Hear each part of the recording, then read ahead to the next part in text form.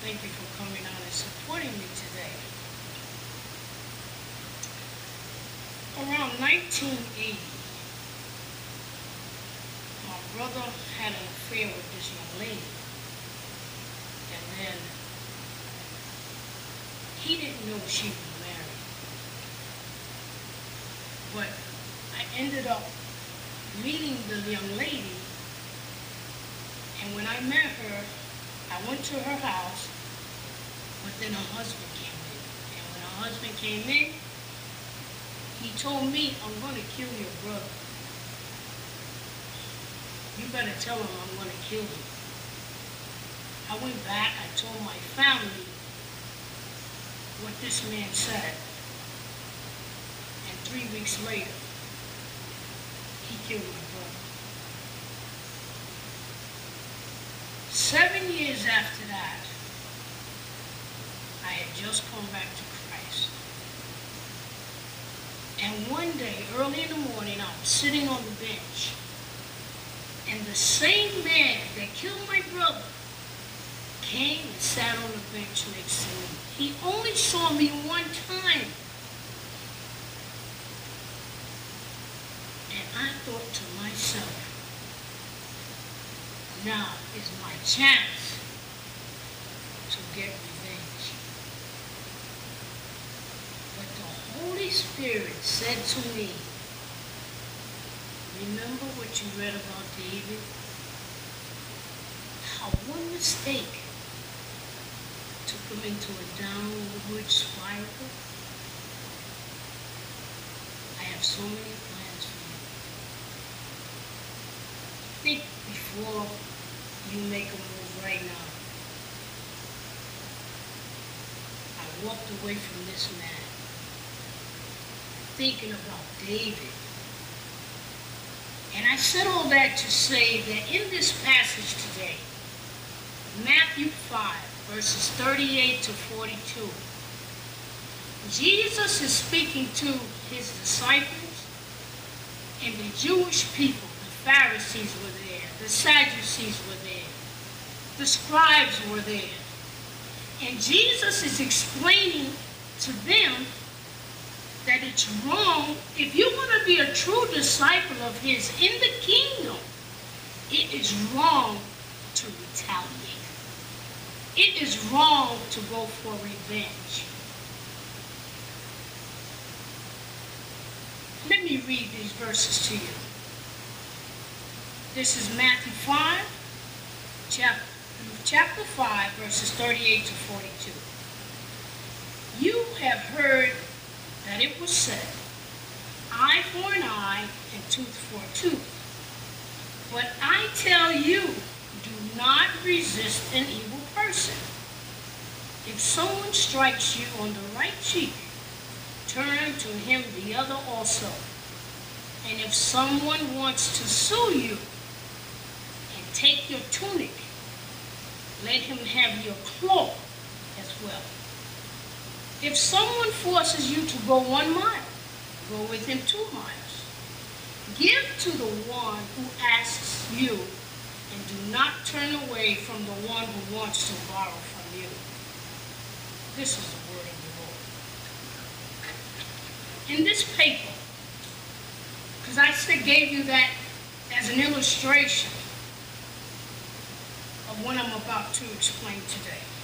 In this paper, I will explain to you what Jesus meant as he continued teaching about the qualifications of being a disciple of the kingdom of God. Jesus used Old Testament laws to bring out his points, across while giving proper understanding of traditional interpretations. He demands righteousness that is greater than the average, which means it must come being under the authority of the Holy Spirit. It is clear that Jesus is not removing, nor is he changing the law, but provides familiar governing procedures with explanations to declare his authority as the Messiah and the lawgiver. Jesus explained how people should use the Old Testament law of retaliation as a way of responding to evil people. Next, Jesus calls his followers to treat evil people with generosity instead of using their rights for revenge. And lastly, Jesus does not ask his disciples to subject themselves to danger under any circumstances. Despite the beliefs of the people in that day, Jesus explains to his disciples the law and how to respond under difficult circumstances. Point 1, people use the Old Testament law of retaliation as a way of responding to evil people. Jesus expounded on the Old Testament law as a platform concerning legal rights. He began by saying, "You have heard it said," referring to the Old Testament law in Exodus chapter 21, verses 24 and 25, as a retributive principle. This law was already found in the Code of Hammurabi in the 18th century BC, with examples of an eye and a tooth. At the same time, people knew the Ten Commandments as being Jews, but when a person reads the Old Testament in the book of Exodus, chapter 21, verses 22 to 25, it speaks of people having civil conflicts which resolved in court offices using the laws in a legal context, but not for personal gain. But Jesus went a little further. He went further to explain how kingdom citizens should live. He told his disciples that even when they are entitled to legal compensation, to give up that right and show grace. Haddon Robinson, an expositor from the Gordon Conwell Seminary, writes, "When we examine this verse closely, we will find that this law was given to allow limited retaliation by setting restrictions. People were not to retaliate, but were entitled to get back what was lost, and the decision was made by a civil officer of the law." Craig Blumberg, a well-known scholar, writes, "Lex talionis," this was the word used for retaliation. The people in Jesus' day used retaliation for their own personal gain. Over the centuries, this law was used as a way to pay for personal vendettas, which turned into moral overpaid compensations instead of civil damages, which was the original intent from someone to make in civil authority. These were case laws used in the court of law. R.T. France, another extraordinary Bible teacher, said, "By the time of Jesus, physical penalties had generally been replaced by financial damages." This means that the law was taken out of context and was not supposed to be used for payment of excess for personal injuries. Jesus wants us to know that disciples are not to seek any type of revenge, but wants disciples to extend mercy to people who have mistreated us. Jesus is saying to bypass your right as a disciple, as the one who has been offended, and extend mercy and generosity to evil people. Another person comes to mind at this time is Dr. Martin Luther King. As a civil rights leader, and they bombed his house, he told his followers that came with guns, he said, "Put your weapons away. We have to be at peace. This is a time of peace." As far as I'm concerned, he showed himself to be a disciple because he did not retaliate. Equally important, Jesus not only explains to his disciples that when an evil person mistreats them, that it is not about retribution, but generosity should really be their only focus. Point 2, Jesus calls his followers to pursue generosity rather than their rights when evil people wrong them. Subpoint A is this: Jesus offers 4 examples to dramatize his point that his followers should not be obsessed with their rights. He begins by expounding on to resist not evil.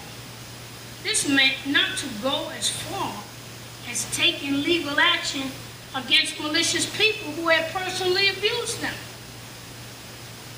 R.T. France said, "It involves acceptance of ill treatment."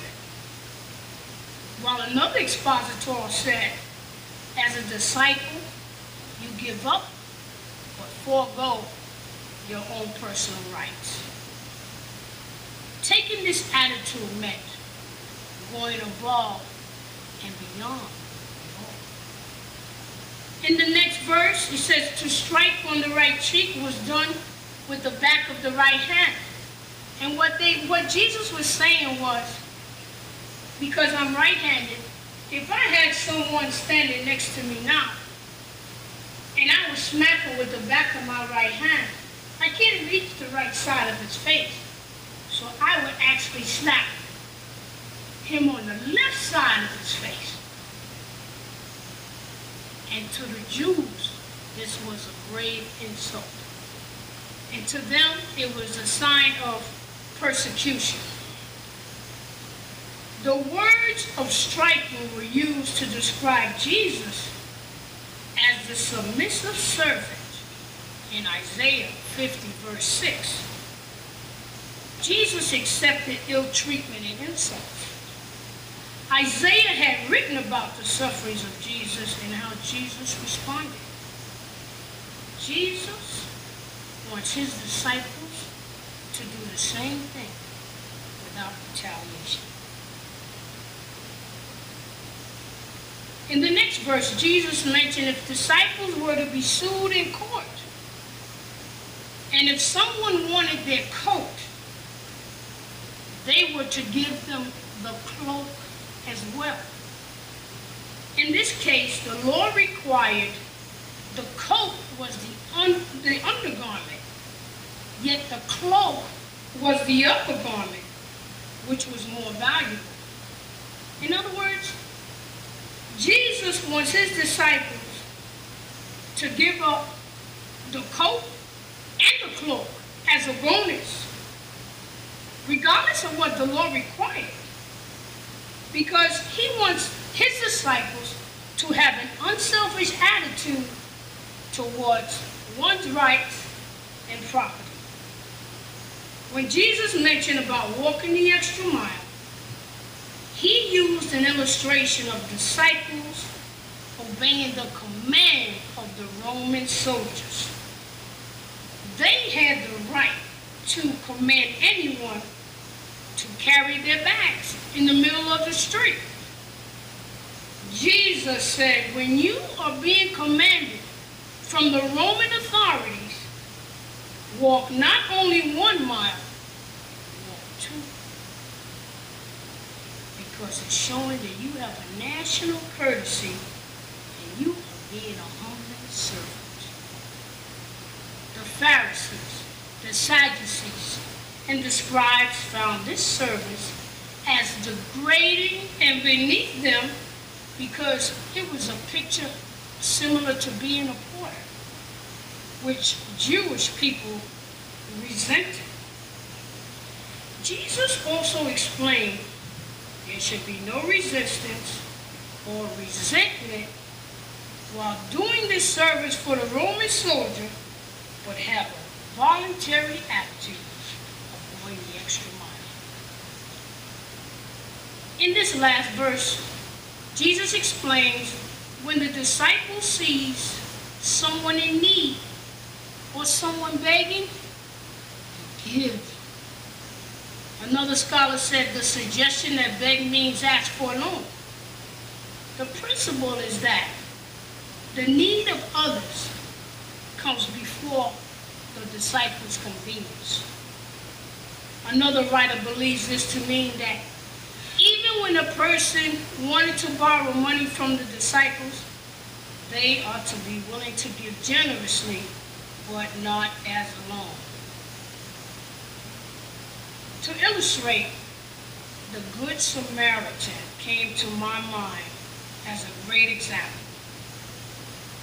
The lawyer questioned Jesus about who was his neighbor. Jesus did not define the word neighbor, but described what a neighbor does. The Levite and the Pharisee saw the man on the road in need. Both were supposed to love God, but they kept going. It was the Samaritan that stopped, took time to care for him.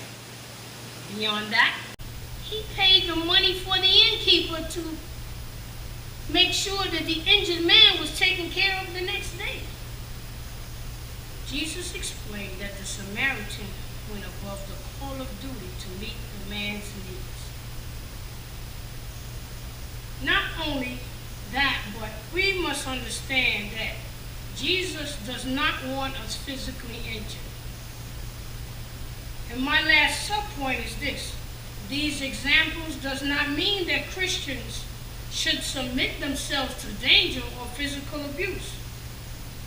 I don't think Jesus expects disciples to be doormats or submits themselves to danger or physical abuse. Insults? Yes, but not physical abuse. Jesus teaches the principle that Christian kindness should transcend retribution. In the other verse, when it comes to the slap, the same author said Jesus tells us not to trade such insults, even if it means receiving more. In other words, remove yourself from danger. In conclusion, Jesus told his disciples that kindness to evil people instead of resentment or retaliation is commanded to be a disciple. Being generous shows a greater righteousness and is the righteousness which serves above the letter of what the law required.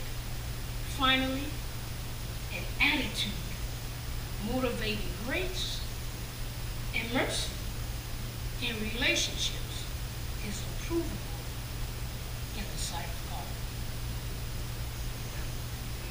Are you? Are you?